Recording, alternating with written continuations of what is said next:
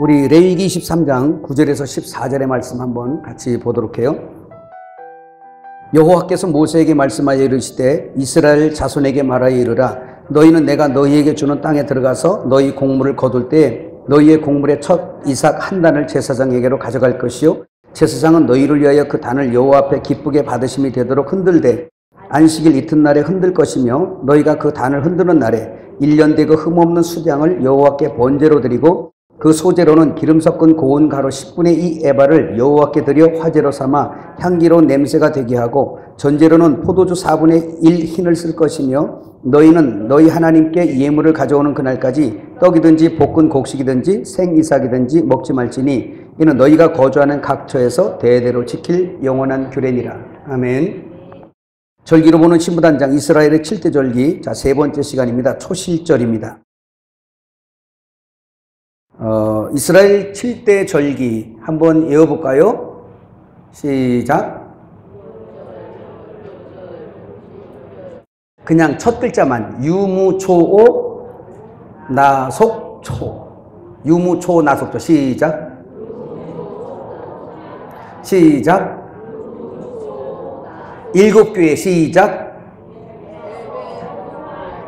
에서보드 사빌라 7교회처럼 이렇게 외우시는 거예요.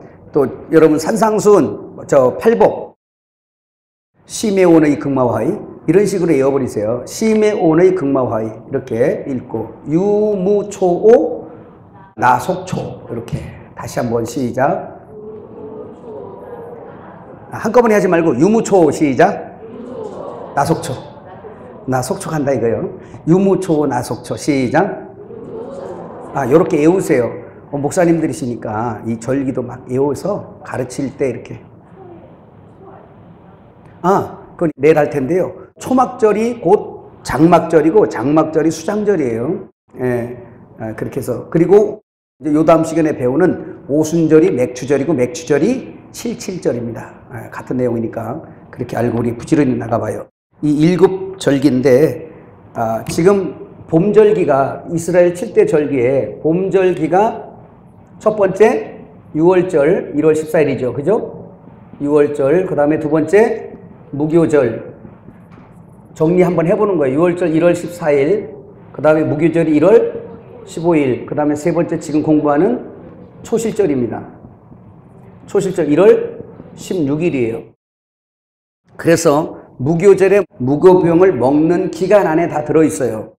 그래서 이것을 세 가지가 전부 다 봄절기 라고 하고 기왕 아는 길에 초실절 지나서 이 첫 곡식단을 드린 때부터 7 안식일을 지난 다음 날 오순절 77은 49 그래서 칠칠절이죠.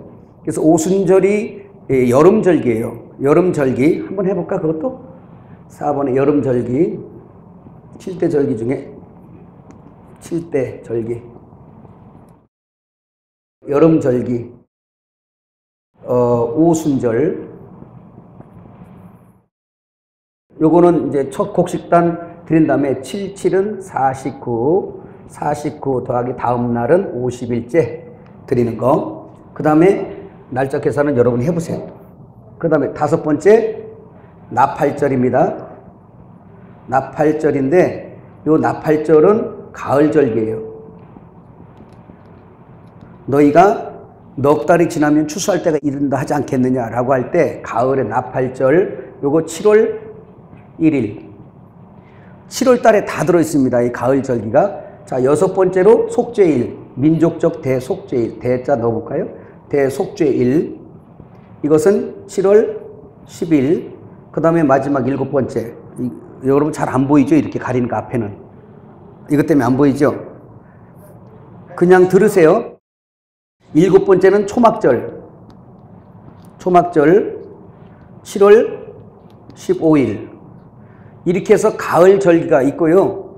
마지막 겨울 절기는 있을까 없을까? 겨울 절기는 없어요. 없는데 영원한 안식의 계절입니다. 왜냐하면 장막절이 초막절이잖아요. 네가 내 안에 내가 네 안에. 그래서 계속 나오겠지만 요한계시록 21장의 새 예루살렘성 새 하늘과 새 땅을 보니 그죠? 처음 하늘이 없어졌고 바다도 다시 있지 않더라. 하늘에서 새 예루살렘 성이 내려오는데 그게 뭐예요? 신부가 남편을 위해 단장한 것 같더라. 그러면서 4절에 보면 하나님의 장막이 사람들과 함께 있고 라는 장막이 나와요.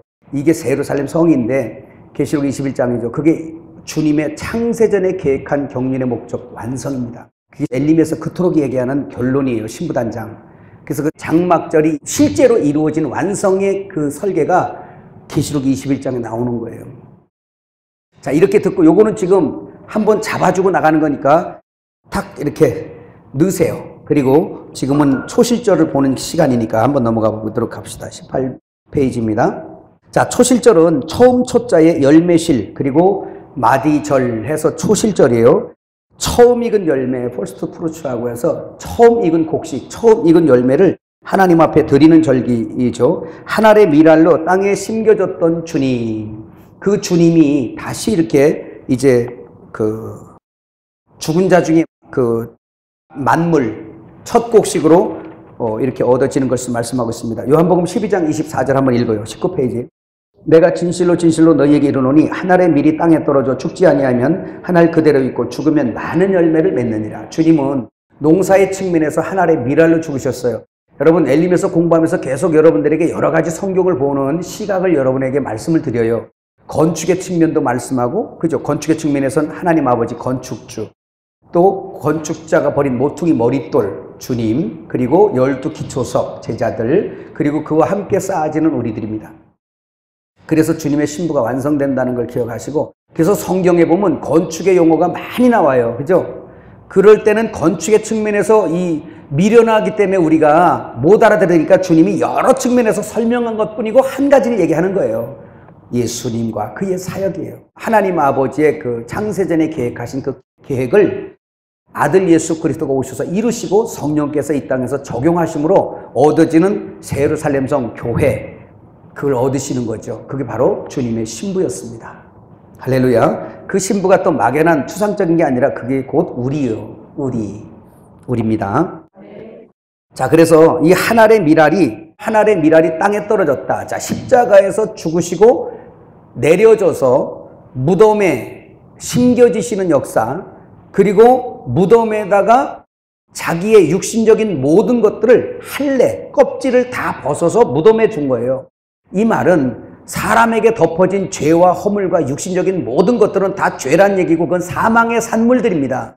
사망에게 어울리는 거예요. 그러면 사망에게 어울리는 정서는 무덤 아닙니다. 이해가시죠? 그래서 예수님이 죽으실 때에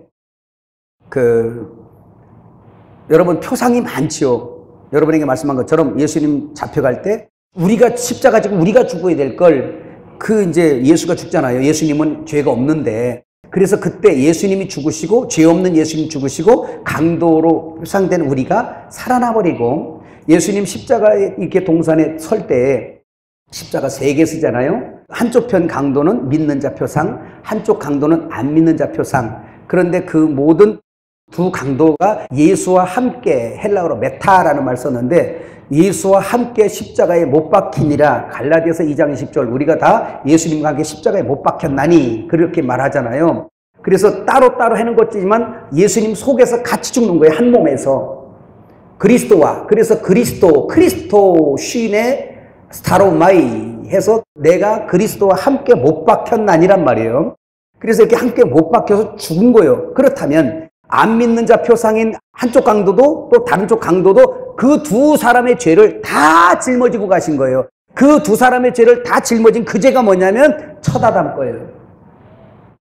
첫 아담의 죄를 다 짊어지시고 예수님이 이제 요한복음 16장 9절에 말씀하죠. 죄의 정의가 바뀌었다. 죄는 저희가 나를 믿지 않는 게 죄다. 이제 세상 죄는 첫 아담의 죄는 내가 둘째 아담이 와서 다 삭제시켰다. 이 얘기입니다. 이제 너희가 믿지 않는 죄 때문에 죽는 거야. 네 죄를 네가 감당하고. 이해가시죠? 그렇게 표상이 됐잖아요.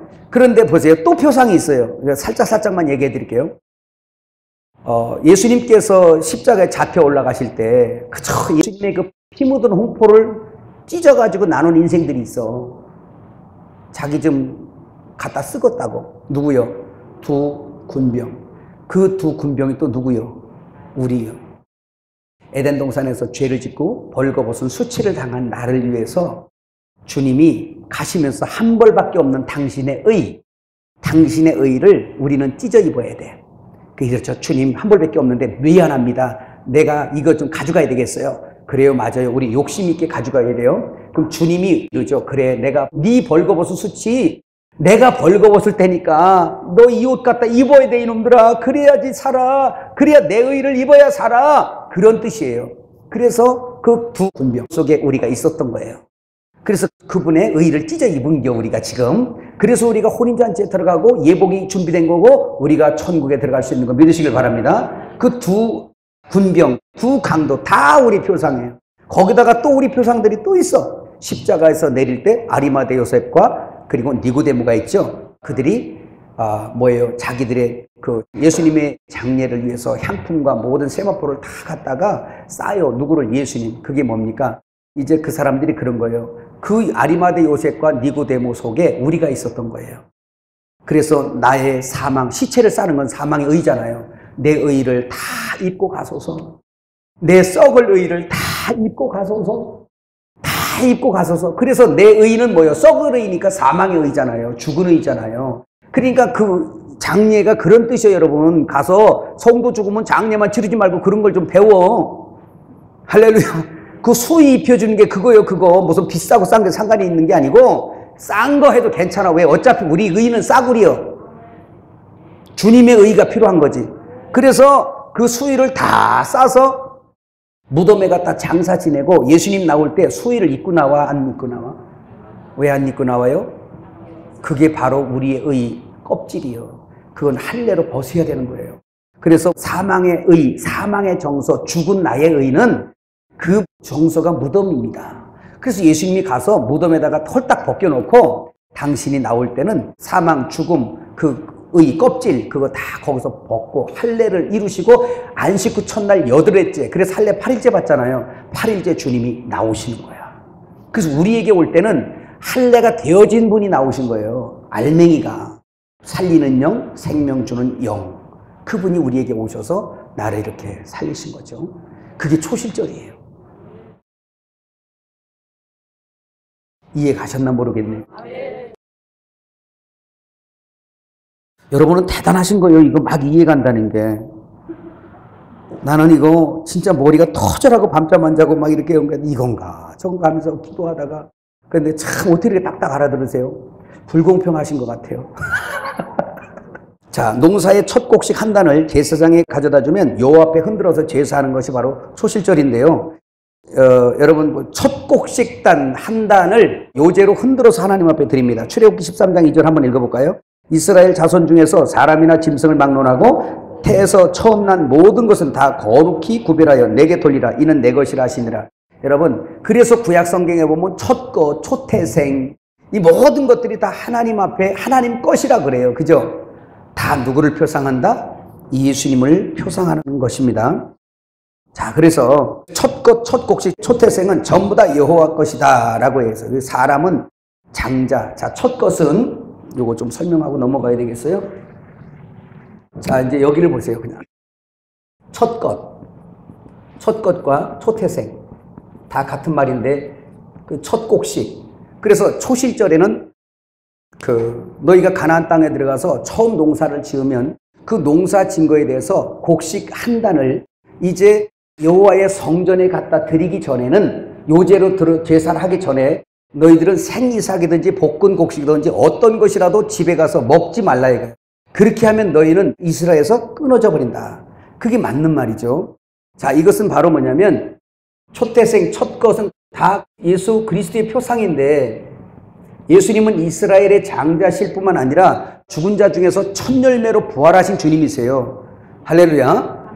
그래서 초태생이신 주님, 그리고 하나님에게도 아들이시고 또 죽은 자 중에도 맏아들이세요. 그렇죠? 첫 열매로 부활하셨으니까. 그래서 이 첫 것은 여호와의 것, 하나님의 것. 그 다음에 이스라엘 백성들 유월절 때도 그 장자로서 그분이 죽었기 때문에 이스라엘이 살아난 것은, 그러니까 뭐냐면 하늘의 씨를 번성하기 위해서 가문의 씨를 가지신 그 생명의 씨를 가지신 주님이, 씨 가진 남자 예수, 그 예수가 오셔서 장자인데 대신 죽어서 이제 아담으로부터 오는 모든 것들을 끝장내버리고 죽은 자 중에 부활의 첫 열매로 또 장자예요, 그분이. 그래서 그분에게 속한 사람들은 모두가 다 장자세요. 여러분, 예수님이 여러분 안에 계십니까? 그러면 옆 사람에게 주세요. 장자세요. 장자는 원한다고 되는 게 아니라 정해줘야 돼, 하늘에서. 할렐루야. 장자로. 자, 그걸 꼭 기억하시고. 근데 초실절날 이때 곡식을 하나님 앞에 드리는데 이때 곡식이 중요해요. 여기에서 우리가 주의해야 될 게 뭐냐면 한 단이에요, 한 단. 할렐루야. 한 단. 요거는 지금 재밌는 말들이 좀 있는데요. 우선 이렇게 넘어갑시다. 이 한 단, 주님께서 처음 부활하신 이것을 한 곡식, 한 알이 아니고 아니면 한 이삭이 아니라 한 단을 여호와 앞에 드렸다는 이야기는 예수님께서 부활하실 때 우리를 다, 교회를 다 포함한 한 단으로 여러분 이해하시길 바랍니다. 이게 1차적으로 이해해야 될 거예요. 한 단. 그래서 우리를 쌓고 죽으신 주님이 옛사람을 끝내고 우리가 새롭게 일어난 거예요. 이것도 제가 또 설명을 해드릴게요, 여러분. 우리가 새로 피조물만 하지. 자, 우리는 첫사람 아담이 있습니다. 예수님께서 이제 오시기까지 구약에 계속 장자들이 있어요. 그죠? 아담이 있고 그 다음에 누가 있어요? 아벨을 통해서 셋, 에노스 쭉 내려오잖아요. 여러분에게도 한번 물을게요. 이제 대전하고 여기하고 얼마나 차이가 나나 볼게요. 여기가 한양이니까 좀 더 알겠지? 지금부터 을 것이요. 자, 이제 그렇다고 내가 어려운 비인기적인 사람들까지 내가 대라고는 아니야. 그죠? 구약의 장자권자들, 그래도 인기 좀 있던, 이제 좀 이게 유행을 탔던 분들만 한번 시작. 아담부터 시작해서 아벨, 그 다음에 장자권자 얘기하는 거예요. 셋, 그 다음에 그래, 인기 있는 분들 노아, 또 무드셀라, 뭐 노아, 그 다음 셋은 저 위에고 이제 거기부터 쓸까? 그래, 아담, 그 다음에 아벨, 셋, 그 다음 또 에노스, 또 에녹, 또 에녹, 글씨가 막 그렇다. 노아, 또 이제 그 인기 있는 분들만 했으니까 아브람, 또 이삭, 또 야곱, 또 요셉, 또 그 다음 요셉 아니에요. 여기 이 친구는 이 형님은 안 되고 유다, 그 다음 또 뭐 또 베레스 해서 뭐 막 나가야 되잖아. 또 그분들은 인기가 별로 없으니까. 그래도 여기가 조금 막 하네. 근데 이걸 왜 물어보냐? 내가 모르니까. 이제 끝난 거예요, 이제 이거는. 자, 여기 보세요. 어쨌든 쭉 가서 그 끝이 누구더라? 요셉이더라. 자, 요셉에 이르고 요셉을 통해 누가 나더라? 예수가 나더라. 계보가 이렇게 되어 있죠? 근데 보세요. 예수님이 요셉의 아들이에요? 아니죠? 요셉의 아들이 아니잖아요. 근데 요셉의 아들이라고 그러잖아요. 이거는 보세요. 이 요셉과 마리아가 결혼을 하는데 이 지금 구약의 장자 첫 아담의 계보를 통해서 계속 내려오는 이 요셉. 그래서 이 다윗 빠졌네. 인기 있는 분 빠졌네. 쭉 내려오다가 이 계보로 오셔야 돼요. 육신의 계보로. 장자 계보로. 왜냐하면 이 사람 죄 끝내야 되니까. 이게 이제 필요한 거예요. 중요한 문제예요, 여러분. 첫 아담 이 사람 죄가 계속 흘러나온 거잖아. 여기 지금 장자권자들이라도 다윗이든 아브라함 모든 사람들이 다 죄 있는 사람들이에요. 이 사람들이 다 죽은 사람들이란 말입니다. 근데 약속을 받고만 사는 믿음 생활을 한 사람들인데 이 사람 계보를 쭉 가는 거예요. 근데 여기에서 진짜 둘째 아담, 진짜 하나님 아들이 마리아 뱃속으로 오신 거예요. 그래서 이 장자권자의 계보로 예수가 나는데 이 예수는 자기 백성을 저희 죄에서 구원할 자 이름 예수의 마태복음 1장 21절에 근데 이것은 무슨 얘기냐면 이 계보를 따라 오셔야 되는 것은 첫 아담의 죄를 끝장낼 분이 오셔야 되는 거예요. 그래서 이 계보로 쭉 가서 조상들의 모든 죄를, 첫 아담의 죄를 둘째 아담 예수님이 오셔서 어떻게 했냐, 어떻게 잘 해가지고 새 창조를 만드는 게 아니고, 어떻게 잘 해가지고 하늘 백성 만드는 게, 천국을 건설한 게 아니고 끝냈어. 첫 아담의 죄를 십자가에서 어떻게 했다? 여기 있는 모든 죄를 다 당신의 육신 껍데기에다가 다 싸가지고 십자가에서 완전히 죽음으로 폐기시켜버린 거예요. 이것이 예창조예요. 그 예창조를 끝내버린 거란 말입니다. 예창조를 끝내버리니까, 그럼 여러분 이 우주만 자꾸 생각하지 마세요. 이거 얘기하는 거예요. 지금 아담으로부터 흘러내려온 이 우주, 이거 예창조, 옛사람, 이해가셨어요? 이 계보를 타고 오실 수밖에 없는 건 첫 아담의 거를 담당해야 되기 때문에 그래요. 그래서 예수님이 싸고 십자가에서 죽을 뻔한 게 아니라 완전히 죽음으로 끝장내버렸어요. 그래서 우리는 죄 없음이 돼버린 거예요. 죄와 상관이 없는 자, 죽기를 무서워 종로로 타던 우리들이 이제는 영생을 얻어서 새로운 피조물이 돼버린 거예요. 그러면 여기에 십자가에서 옛사람이 끝냈으면 이제 부활로 인하여 이건 옛사람하고 첫 아담하고 전혀 상관없는 새로운 뭐가 됐어? 창조물이 됐어요. 그래서 이걸 뭐라 그래? 피조물. 고린도서 5장 17절인가요? 거기 보면 너희가 뭐예요? 새로운 피조물, 새로운 창조물이라는 거예요. 그러니까 예수님의 십자가는 옛 창조를 끝내는 거고 예수님의 부활은 새 창조의 시작이 되는 거예요. 그래서 6월절이 뭐야? 옛 창조 끝내고 시작하겠다. 1월 14일인 거예요. 정월. 이해가 가셔요? 할렐루야. 그래서 이게 너무 중요해요. 우리는 새로운 피조물은 알았는데 그게 이해가 잘 안 가. 새로운 피조물이라네. 새로운 피조물이라네. 그게 바로 뭐냐? 옛 창조는 죄와 상관이 있고 어둠과 상관이 있고 저주와 상관이 있고 이거는 다 지옥과 상관이 있어요. 그래서 주님이 오셔야 돼요. 근데 오늘날 아까 얘기했지만 성화론자들이, 그리고 또 그런 사람들 참 힘들어. 이 사람들은 이 첫 아담 있잖아. 이 첫 아담. 하나님이 인정하지 아니하는 의, 하나님이 인정하지 않는 이거를 어떻게 망가졌으니까 이걸 어떻게 세상적으로도 공부도 좀 하고 잘 배우고 잘 참고 해가지고 어떻게 가꾸어가지고 천국을 가보겠다, 사망에서 한번 일어나 보겠다고 노력하는 시도 막입니다. 이해가셨어요? 그 성경은 그거 얘기하는 게 아니에요.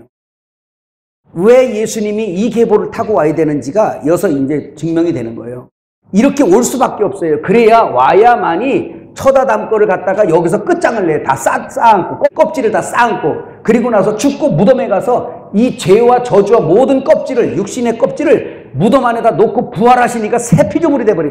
우리를 새 창조를 만들어내세요. 그분이 오셔서 후 하고 불어 넣어가지고 후 성령을 받으라. 그때 하나님 우리 속에 들어와서 착하신 일을 시작하는데, 그때 창세기 1장이 우리 속에서 대창조가 일어나는 거예요. 속에서.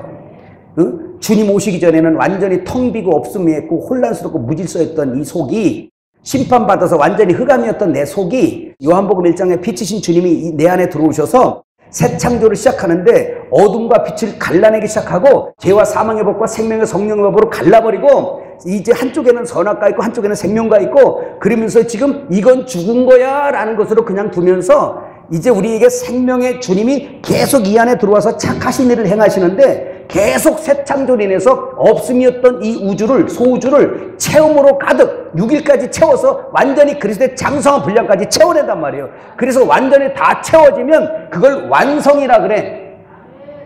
이걸 히브리어로 카라라 그래. 카랄에서 왔어요. 그게 신부요. 카랄이라는 말이 신부, 완성. 이 안에서 새 창조가 일어나는 거. 그래서 목회자들은 이 새 창조를 위해서 부름받은 사람들이에요. 이것만 새 창조한다고 생각지 마시고, 주님은 이 우주마저도 그림자고요, 내 안에 있는 이 창조를 지금 원하시는 거란 말이야. 이게 영원한 거니까. 이거 영원하지 않아, 이 세상에는. 이거 기억하세요? 너무너무 신나잖아. 그럼 우리가 여기에 있었다는 거. 그죠? 자, 그런데 예수 그리스도께서 이제 안식 후천날 부활하실 때에 한 단으로 이렇게 하나님 앞에 드려지는 건데, 성경 한번 잠깐만 찾을래요? 요한복음 20장 16절 17절 같이 읽어봐요. 예수께서 마리아에 하시거늘 마리아가 돌이켜 히브리 말로 라보니 하니 이는 선생님이라는 말이라. 예수께서 이르시되 나를 붙들지 말라. 내가 아직 아버지께로 올라가지 아니하였노라. 너는 내 형제들에게 가서 이르되 내가 내 아버지 곧 너희 아버지 내 하나님 곧 너희 하나님께로 올라간다라 하시니. 자, 이것이 예수님께서 지금 구약의 7대 절기 중에 초실절날 드려지는 규례, 첫 곡식 한 단을 여호와께 드려라, 성전에 갖다 드려라 그러죠. 지금 그 초실절의 실제이신 그리스도가 무덤에서 부활하셔서 마리아 앞에 나타나시죠. 남자이면 좋겠지만 여자가 거기 있는 게 맞아요. 왜 그럴까요? 우리가 은혜 받기 위해서는 다른 사람은 다 갈 집이 있어도 막달라 마리아는 갈 집이 없다. 왜? 7 귀신 들려가지고 돌아다니다가 버림받은 여자 예수님이 거두어서 그 여자를 옳게 했잖아요. 근데 그 여자가 거기 있어야 되는 게 왜 거기 있어야 되냐? 그 여자, 우리는 다 귀신 들렸던 자예요. 예수 없을 때. 그런데 예수님으로 인해서 고침을 받은 여자가 교회입니다. 그 여자 미워하지 마세요. 당신이요. 무시하지 마라. 할렐루야. 그러니까 막달라 마리아가 집에 돌아갈 데가 없는 거예요. 예수밖에는. 왜? 예수님이 나의 신랑이니까. 그래서 밤새 있다가 무덤 앞에서 예수님 만난 거예요. 그랬더니 예수님 만나니까 너무 반가우니까 선생님 하고서 그냥 안으려고 하니까 주님께서 못 만지게 하잖아요. 노 터치. 왜? 부정타니까. 그럼 아버지께 드려지지 못하잖아요. 첫 열매 초실절 규례가 뭐예요? 초실절 규례의 첫 곡식당 드릴 때 생이 싹이든 복근이 싹이든 너희는 집에 가져가지 말고 먹지 말라. 이 말은 오늘 실제로는 너희가 이 첫 부활하신 그분은 누가 받아야 돼? 하나님만 받아야 돼. 그러니까 예수님 그래요. 날 만지지 마라. 내가 내 아버지 곧 너희 아버지 내 하나님 곧 너희 하나님께 올라간다 하라. 근데 아직 안 올라가셨기 때문에 만지면 안 돼요. 근데 은밀하게 갔다가 오셨어요. 이게 첫 열매 초실절 규례입니다. 오셔서 여드렛날 제자 도마에게 만져봐, 옆구리 만져봐. 이제 그때는 이미 만져도 부정하지 않은 것은 항상 하나님은 당신이 먼저 받으시고 그것을 우리에게 다시 주시거든요. 11조가 그런 개념이었잖아요. 받으시고 당신이 먼저 먹고. 이게 우리나라가 가만히 보면은 진짜 이스라엘 너무 많이 닮았어. 동방 이스라엘 맞아. 옛날에 여러분 우리 집안에 가면 할아버지 할머니 대가족이 살잖아요. 막 그때 음식을 맛있는 거 해오면 누가 뭐 제일 먹고 싶겠어? 응? 맛있는 게 와. 맛있는 게 집안에 딱 들어서 음식을 해서 누가 제일 먹고 싶을까? 그렇죠. 애들이 제일 먹고 싶을 거예요. 근데 어떻게? 절대 못 먹어요. 우리 집 같은 경우는 절대 못 먹어요. 가서 할아버지부터 드려야 된다. 할아버지부터 드려야 되고, 숟갈도 할아버지 들기 전에는 못 들고 아버지 들기 전에 못 들고 순서대로 드려야 돼요. 만일에 먼저 들으려면 허락 받고 드려야 돼요. 아빠 나 바빠서. 이거 먼저 허락 맡아야 돼. 그래 얼른 먹고 가라. 이 명령이 떨어지기 전에 숟갈 들으면 밥그릇 날아가는 거 없는 거예요. 이제. 이게 이제 우리나라 그랬잖아요. 옛날에. 그러니까 아버지가 먼저 맛있는 거를 젓가락을 탁 떠서 먼저 드세요. 이렇게 드세요. 얼른 드세요. 그러면 그가 먼저 한 젓갈 떠야 그때서 우리도 젓가락이 왔다 갔다 하잖아. 뭐 더 많이 왔다 갔다 하는 건 이해해. 근데 먼저 왔다 갔다 해야 돼. 그죠? 저 아버지가 이와 같이 그 지금 이 땅에서 죽은 자 가운데 첫 번째 부활하신 그 첫 곡식 한 단을 우리가 받으면 안 되죠. 우리가 먼저 손대면 부정하죠. 그래서 아버지께 먼저 기쁨이 되어드리고, 할렐루야. 그리고 뭐예요? 우리에게 오는 걸 믿으시길 바랍니다. 그런데 이때 첫 곡식 한 단을 드리는데 어떻게 드리냐? 요제로 흔들어 드려. 이 요제라는 거 아시죠? 흔들어 드려요. 이 흔든다는 이것은 무슨 뜻이냐면 흔들어 깨운다는 뜻이에요. 여러분 성경은 우리가 죽은 걸 죽음이라고 표현을 안 하고 뭐예요? 잠잔다라고 표현합니다. 그래서 잠잔다라고 표현하면 흔들어 깨우는 거예요. 그래서 요제로 드리는 겁니다. 부활 때, 오순절 때 마찬가지예요. 흔들어 깨우는 거예요. 일어나! 그만 자! 일어나! 그거예요. 그래서 깨우는 거예요. 아버지가 그를 깨우시는 걸 믿으시길 바랍니다. 그래서 그 첫 곡식단이 일어나는 거예요. 그 뒤에도 나오는데 그런 부분을 여러분이 이해하시면 좋겠습니다. 그 다음에 아까 이야기했지만 여러분 십자가 옆에 두 강도도 예수님과 함께 묶여지는 거잖아요. 그렇죠. 함께 십자가에 못 박혔나니 요거 한 단이에요. 자, 그런 것을 기억하시기를 바랍니다. 자, 여기 한 단, 아마르라는 이 한 단은 단으로 묶다 쌓아 올리다는 뜻입니다. 여러분 20페이지예요. 그럼 여기서 조금 한번 봐야 됩니다. 우리 엘리메스 성경 공부를 하면서 여러분이 이런 거 들을 거죠. 묶여지다라는 이 한 단으로 묶여지다라고 얘기할 때는 이 용어 자체가 농사 용어죠. 대부분 그지. 여기서 지금 7대 절기는 거의 농사 이야기니까. 묶여지다라는 얘기는 한 단으로 묶여졌다라는 아마르라는 이 말이 주님이 하나의 미랄로 심겨졌다 올라올 때 우리가 같이 하나로 한 단으로 묶여졌다는 뜻이고, 함께 쌓아지다는 뜻이 있어요. 함께 쌓아지다라고 얘기할 때는 우리가 건축의 측면을 생각해 보겠네요. 이해가 막 가세요? 그러면 예수님이 모퉁이 머릿돌이 되고 거기에 계속해서 기초석에 서면서 이 성이 쌓아지는 거, 요한계시록 21장에 새 예루살렘 성이 쌓아지는 거, 그것을 바로 말하는 거예요. 오직 예수와 함께 묶여져야 되고 예수와 함께 쌓여져야 돼요. 예수 빼고 나면 아무것도 아닌 겁니다. 그래서 아마르라는 말이 이제 그런 말들을 쓰죠. 근데 어떻게 묶여집니까, 여러분? 어떻게 묶여지겠어요? 이때 여러분이 이제 그동안에 막 배운 게 생각나야 돼. 믿음으로. 오직 믿음으로, 에베소 3장 17절, 믿음으로 말미암아 그리스도가 내 마음에 계시게 하옵시고. 주와 함께 묶여지는 방법은 믿음밖에 없어요. 주께서 주시는 믿음.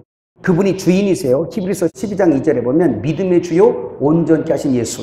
믿음의 주인이란 뜻이에요. 그래서 그분이 주시는 그 믿음으로 있을 때, 믿음이라는 얘기, 묶여진다는 얘기 했잖아요. 자, 믿음이라는 페이스라는 그 믿음의 어원, 어디라고 그랬어요? 인도말이라고 그랬어요. 인도의 산스크리트어라는 비히드라는 말에서 유래한 말이에요. 그게 페이스라는 이 믿음이란 말이, 그 비히드라는 이 말이 두 가지의 의미를 가지고 있다 그랬습니다. 첫 번째는 투 밴드, 묶여지다, 함께 묶여지다 라는 뜻이고, 투 유니티, 연합되다, 결합되다, 함께 묶여지다, 결합되다, 이런 뜻이에요. 그러니까 믿음이 하는 기능이 뭐냐면, 내가 상대방을 믿으면 그 상대방과 묶여지는 거예요. 창기를 믿으면 창기와 묶여지는 겁니다. 하나님을 믿으면 하나님과 묶여지는 거예요. 뱀의 말을 믿고 들으면 뱀과 묶여지는 거예요. 뱀과 결합되는 겁니다. 그래서 믿음이라는 게 그런 거예요. 근데 우리의 믿음의 대상은 하나님이니, 하나님을 믿음으로 말미암아 그분과 묶여져서 그분과 결합되고, 아멘, 그걸 결혼이라고 그래요. 묶여지는 걸, 부부가 묶여지듯이. 예, 그걸 말씀하고, 요제로 흔들어 드리는 것, 잠자는 자를 깨운다는 거 거기 나오죠. 20페이지에 마가복음 16장 9절에 보니까 부활이 나와요. 읽어봐요. 예수께서 안식 후 첫날 이른 아침에 살아나신 후 전에 7 귀신 쫓아내어 주신 막달라 마리에게 먼저 보이시니, 자, 예수님을 살리세요. 아버지가 흔들어서. 사도행전 2장 31절에서 33절. 미리 본 고로 그리스도의 부활을 말하되 그가 음부에 버림이 되지 않고 그의 육신이 썩음을 당하지 아니하시리라 하더니 이 예수를 하나님이 살리신지라. 우리가 다 이 일의 증인이로다. 하나님이 오른손으로 예수를 높이심에 그가 약속하신 성령을 아버지께 받아서 너희가 보고 듣는 이것을 부어주셨느니라. 여기서 하나님이 살리신지라가 바로 요제예요. 이제 죽어있는 예수를 흔들어 깨우는 겁니다. 그래서 초실절 규례의 한 곡식단을 흔들어 깨우는 거예요. 일어나라고. 그만 자라고. 그만 자라고. 그래서 여러분, 성도에게 소망이 부활입니다.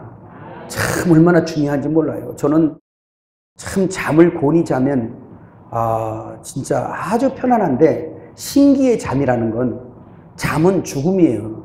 죽음. 그래서 죽음이 편한 거죠. 여러분, 잠자는데 괴로워 죽겠는 사람 혹시 있어요? 아우, 또 자? 진짜 또 자? 아유, 그런 사람 없죠? 이게 이제 죽음이에요. 이 성도 안에서는. 근데 신기해. 이 잠을 딱 자면 금방 깬 것 같은데, 오늘은 지금 다 하나님 닮으셔가지고 부활 다 한 분들이라 그런 분이 없는데, 여러분 지금은 다 하나님 닮아서 졸고 주무시는 분이 한 분도 없잖아요. 근데 여러분, 하나님 잠 못 닮을 때, 좀 땅으로 내려와 살 때가 있잖아. 그때는 이제 눈이 감기잖아. 자꾸 밑으로 이렇게 감아서 졸아. 그럼 신기해. 목사님이, 이제 7대 절기 중에 이제 초실절입니다. 이 말은 들었는데, 그 다음부터는 벌써 끝났어. 이래요. 잠이라는 게 그래요. 금방 지나가는 거 나 모르게. 그 4000년을 죽어 있어도 잠이 오고 그게 금방 깨는 거예요. 또 여기에 또 용기 얻어 죽지 마세요. 죽음도 두려워하지 않는다. 그리스도 안에서만 잠든다면 뭐라고? 객사하지 말고 주님 안에서만 죽는다면. 객사는 뭐라고 그랬어요? 그것도 우리나라에서 있는 말이요. 이게 참 진리예요, 우리나라가. 그러니까 동방의 이스라엘 맞아. 아무리 봐도 맞아. 저 서방의 이스라엘이고. 그게 동방의 이스라엘이에요. 우리나라 그러잖아요. 집 나가서 죽으면 객사했다. 그러면 지금은 다 객사지 뭐. 병원에서 죽지 않으면은, 요양원병원에 가 죽지 않으면 뭐 집에서 누가 해 요즘에. 그럼 다 객사지. 근데 그런 것도 다 이제 뭐냐면 객사다. 집에 나가서 죽는다. 객사. 참 좋은 진리예요, 그게. 그거 얘기하는 거 아니잖아. 진짜 영적으로 주 밖에서 죽는 게 객사예요. 그러니까 주 안에서 죽어야 되는 걸 믿으시기 바랍니다. 왜? 주님은 나의 거처, 나는 주님의 거처니까. 서로 거처를 삼는 게 처소, 집. 그러니까 우리가 주 안에 있으면 뭐예요? 집 안에서 죽는 거예요. 뭐 바다 가서 죽든지, 저 가서 목 잘려 죽든지, 굶어 죽든지, 병들어 죽든지, 주 안에서 죽는 사람들이 복이 되는 걸 믿으시길 바랍니다. 우리 주 안에 있잖아요. 이러는 신나는 일이 있을까? 그래서 주님이 흔들어 깨우시고 잠자는 자들의 첫 열매가 되셨어요. 고린도전서 15장 20절. 그러나 이제 그리스도께서 죽은 자 가운데서 다시 살아나사 잠자는 자들의 첫 열매가 되셨도다. 골로새서 1장 18절. 그는 몸인 교회의 머리시라. 그가 근본이시요 죽은 자들 가운데서 먼저 나신 이시니 이는 친히 만물의 으뜸이 되려 하심이요 라고 이렇게 말씀했어요. 여러분, 주님이 표적으로 죽은 나사로도 깨우셨습니다. 요한복음 11장 11절에서 14절. 이 말씀을 하신 후에 또 이르시되 우리 친구 나사로가 잠들었도다. 그러나 내가 깨우러 가노라. 제자들이 이르되 주여 잠들었으면 낫겠나이다 하더라. 예수는 그의 죽음을 가리켜 말씀하신 것이나 그들은 잠들어 쉬는 것을 가리켜 말씀하신 줄 생각하는지라. 이에 예수께서 밝히시되 나사로가 죽었느니라.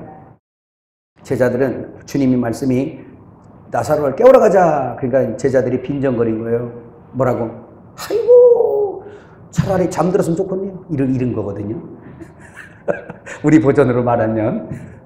근데 주님은 죽었던 나사로, 무덤 속에 있는 나사로를 흔들어 깨우러 가는 거예요. 부활이. 그러면 나사로를 표상으로 인해서 내가 죽었다가 부활할 거야 라는 걸 소개하려고 하는 거예요. 그걸 설명하고 싶으셨던 겁니다. 나사로 사건을 통해서. 그래서 그냥 나사로가 특별히 선택받아 갖고 썩었다가 살아난 사람이요. 혹시 그런 거, 혹시 나를 써두시지 한 사람 혹시?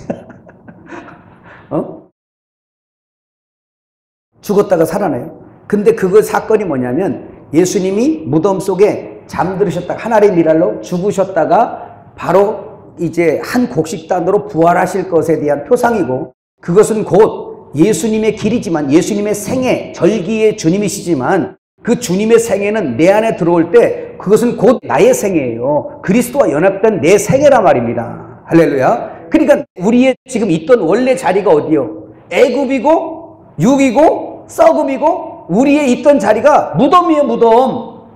그 무덤에 있었던 존재들이란 말이지. 우리가 무덤에 있는 존재가 어떻게 살아나와?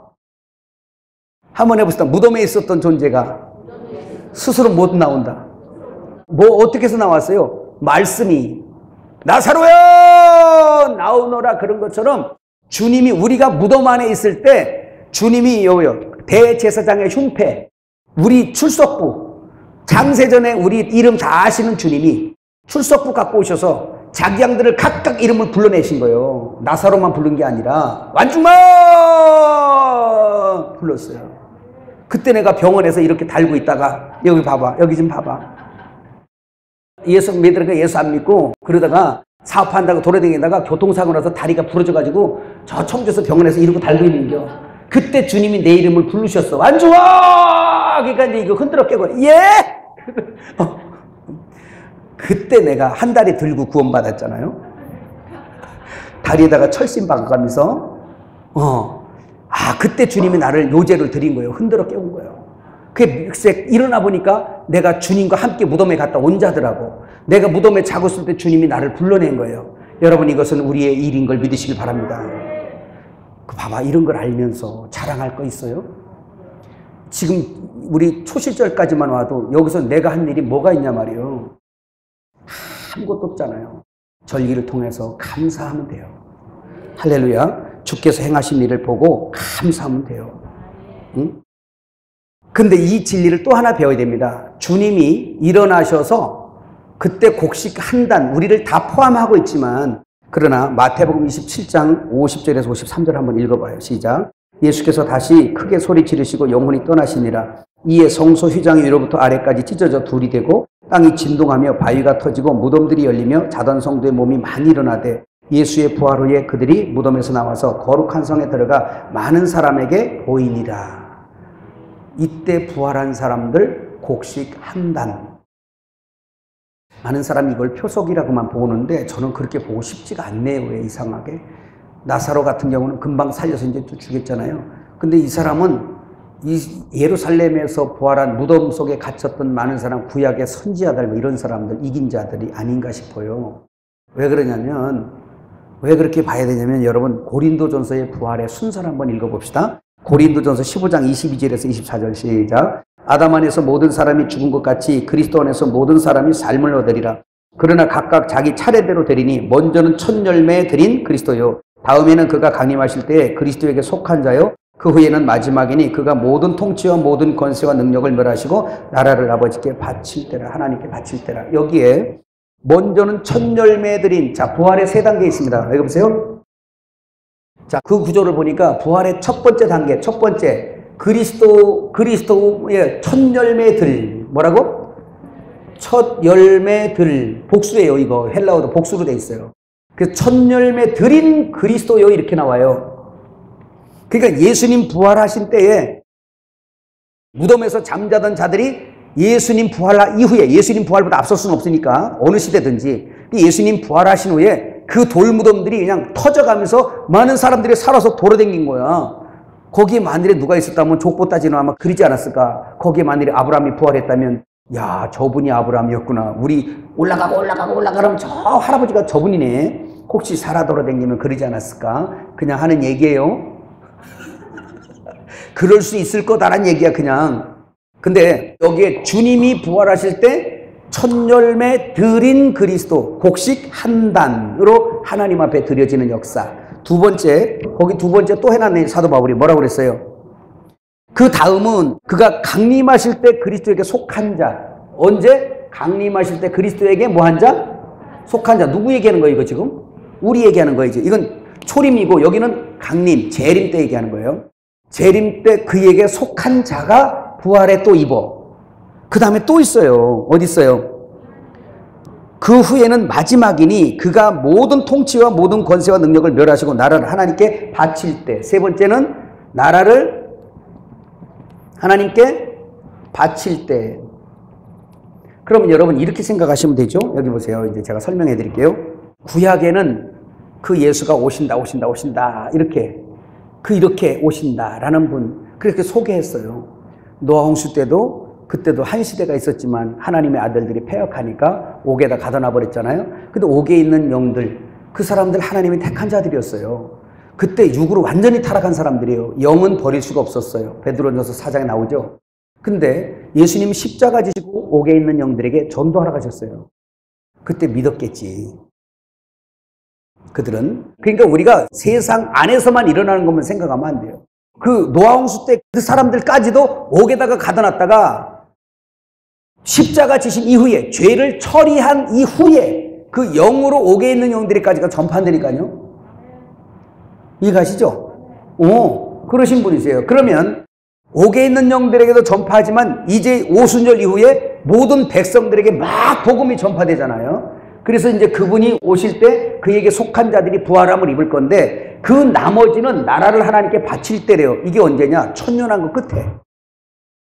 그러니까 천년왕국 끝에까지도 마귀가 있어요. 은혜 시대가 끝이 나면 주님이 나오시죠. 그때 이제 주님께서 미가엘 천사와 전쟁을 붙여서 이제 그 용을 잡아서 무적행에 잡아 넣잖아요. 무적행에 잡아 넣으니까 이 땅이 에덴 동산 같은 때로 회복하는 거예요. 한번 천년왕국 하루는. 이 하루, 천년 하루.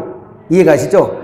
그때 그렇게 하면서 천년 끝에 그 마귀를 다시 풀으니까 온 세상을 미혹해버려요. 근데 그 사건이 일어난 이후에 그 마귀도 모두 전부 다 불못에 넣어. 계시록 20장에 나오죠. 다 불못에 넣고 심판해서 쓰레기통에 넣을 거 다 넣고 나서 그리고 나서 뭐 하냐? 이제 전 우주 하나님의 경륜의 목적을 향해서 달려온 이 역사 속에 이 교회가 다 완성이 된 다음에 이제 그 나라를 전부 다 아버지께 바쳐. 이건 무슨 얘기냐면 우리는 다 아버지 것이었는데 아버지께서 내게 주셨으며, 그러니까 이 땅에서는 우리가 다 하나님 거였었는데 아버지께서 아들을 보내서 아들에게 심판하는 권세, 구원하는 권세, 통치하는 권세 다 줬어요. 아예 우리를 아들에게 내줬어요. 요한복음 17장 기도에 나오죠. 그걸 받았단 말이에요. 그럼 원주인이 누구요? 하나님 아버지 거잖아, 우리가 다. 근데 아들이 지금 상속으로 받았잖아, 우리를. 그럼 우리를 완전케, 우리를 그냥 어정쩡하게 한 게 아니라 천년왕국까지 지나면서 모든 세대에 당신의 몸된 교회를 완성, 아주 흠없게 아주 영생하도록 완성시킨 다음에 그 나라, 우리가 나라예요. 우리가 나라예요. 교회가 이 나라를 아버지께 바쳐. 이게 그리스도의 희년이란 말입니다. 원주인에게 돌려지는 것. 우리는 아버지 거였었는데 아들이 완성해가지고, 농사 완성해가지고 원주인 아버지 앞에 다 바치는 게 희년의 규례잖아요. 원주인에게 돌려지는 거. 그게 그리스도의 희년이에요. 오늘 별 얘기를 다 하네. 이게 들려줬으면 좋겠어요. 마지막 한번 읽어봐요. 21페이지 그 중간 제목일까요? 오늘 성도는 깨어있어 그리스도에게 속한 자는 그리스도 강림하실 때 첫 열매로 부활하게 될 것입니다. 자, 요한계시록 14장 1절에서 5절 첫 열매에 대해서 한번 봐요. 여기 있는 첫 열매는 예수님 죽고 부활하신 다음에 곡식 한 단의 첫 열매가 아니고 예수님 강림하실 때의 첫 열매. 할렐루야. 읽어봐요. 또 내가 보니 보라 어린 양이 시온산에 섰고 그와 함께 14만 4천이 서 있는데 그들이 이마에는 어린 양의 이름과 그의 아버지 이름을 쓴 것이 있더라. 내가 하늘에서 나는 소리를 들으니 많은 물소리와도 같고 큰 우레소리와도 같은데 내가 들은 소리는 검은 고 타는 자들이 그 검은 고를 타는 것 같더라. 그들이 보좌 앞과 네 생물과 장로들 앞에서 새 노래를 부르니 땅에서 속량함을 받은 14만 4천 밖에는 능히 노래를 배울 자가 없더라. 이 사람들은 여자와 더불어 더럽히지 않냐고 순결한 자라. 어린 양이 어디를 인도하든지 따라가는 자며 사람 가운데서 속량함을 받아 처음 익은 열매로 하나님과 및 어린 양에 속한 자들이니 그 입에 거짓말이 없고 흠이 없는 자들이더라. 아멘. 예, 할렐루야. 예, 그래서 우리의 소망이 이제 그리스도 강림하실 때에 기왕 부활할 거 첫 열매로 부활하자는 얘기지. 그래서 이렇게 열심히 먹자는 얘기지. 그래서 열심히 무교병 먹자는 얘기지. 그분이 무교병이니 우리도 무교병을 먹어서 무교병이 돼야 이제 되는 거예요. 그래서 첫 열매가 되어서 그리스도와 함께 결혼되어 한 몸 되어 대제사장만 들어갈 수 있는 지성소에 들어가는 보좌세계까지 이르는 그러한 역사가 여러분들 일어나기를 주의 이름으로 축복합니다. 22페이지 보니까 먼저 된 자들이 있고 나중된 자들이 있으나 주님은 먼저 되기를 간절히 원하세요. 할렐루야.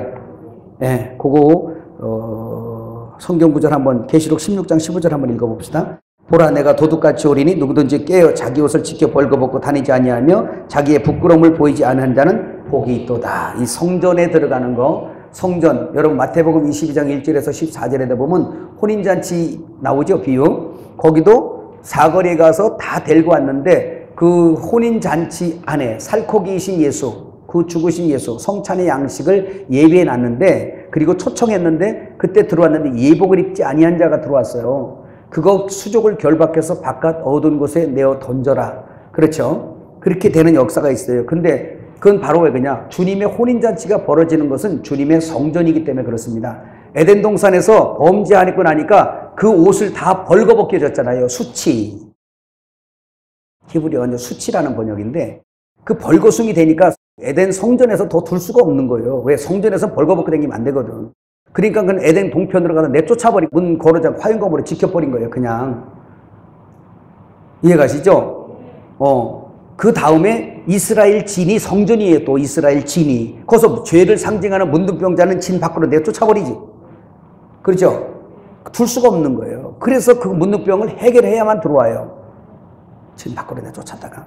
주님이 또 마찬가지예요. 이 세상에 오셔서 혼인잔치 비유를 들어 말하는 거예요. 야, 이제 살진 제는 잡았어. 십자가에서 어린 양 두드려 잡았어. 살진 소 잡았어. 이게 이제 구약에 예표된 소를 드리는 거, 뭐 다 양 드리는 제물 얘기하는 거예요. 그래서 그분이 죽으신 거예요. 뭘로? 성도의 양식으로. 그 살진 짐승까지 잡아놓고 잔치에 풍성한 음식을 준비해놓고 초청을 했어요. 그 예복 안 입고 들어온 사람, 그 성전에 들어오면 안 되거든요. 그 떡을 먹을 자격이 없는 거예요. 잔치에 초청받지 못하는 거예요. 쫓겨나는 거예요. 이와 같이 주님이 다시 오실 때에 천년왕국으로 이끌 이 연합된 도성 안에도 이제 예복 입지 않은 자는 들어올 수 없는 것처럼 이제 죄의 수치, 십자가에서 그 찢어 가진 그 옷, 예수의 의가 없는 사람들은 하나님의 성전에 못 들어와. 그러니까 대제사장이 지성소로 1년에 한 차례씩 들어가는데 거기 들어갈 방법, 바로 우리는 예수님이 나의 머리, 교회의 머리고 나는 그의 몸이니 예수님이 대제사장인데 대제사장이 입는 옷이 에봇이에요. 그러니까 우리는 에봇으로 쌓여서 감추어져서만 들어갈 수 있는 곳이 지성소예요. 이게 천국 보좌세계예요. 인간의 방법으로 되는 게 아닙니다. 마지막 구절만 읽고 마쳐요. 데살로니가전서 4장 13절에서 18절. 형제들아, 자는 자들에 관하여는 너희가 알지 못함을 우리가 원하지 아니하노니 이는 소망 없는 다른 이와 같이 슬퍼하지 않게 하려 함이라. 우리가 예수께서 죽으셨다가 다시 살아나심을 믿을진데 이와 같이 예수 안에서 자는 자들도 하나님이 그와 함께 데리고 오시리라. 우리가 주의 말씀을 너희에게 이것을 말하노니 주께서 강림하실 때까지 우리 살아남아 있는 자도 자는 자보다 결코 앞서지 못하리라. 주께서 호령과 천사장의 소리와 하나님의 나팔 소리로 친히 하늘로부터 강림하시리니 그리스도 안에서 죽은 자들이 먼저 일어나고 그 후에 우리 살아남은 자들도 그들과 함께 구름 속으로 끌어올려 공중에서 주를 영접하게 하시리니 그리하여 우리가 항상 주와 함께 있으리라. 그러므로 이러한 말로 서로 위로하라 라고 말씀했어요. 그래서 초실절을 잘 지키는 것은 부활의 주님과 연합되어서 생명을 누리고 첫열매 신앙으로 잘 자라가서 재림하시는 주님 앞에서 제일 먼저 첫 열매로 계시록 20장 그 4절에서 6절에 말씀하죠. 그죠? 첫째 부활에 참여하는 것.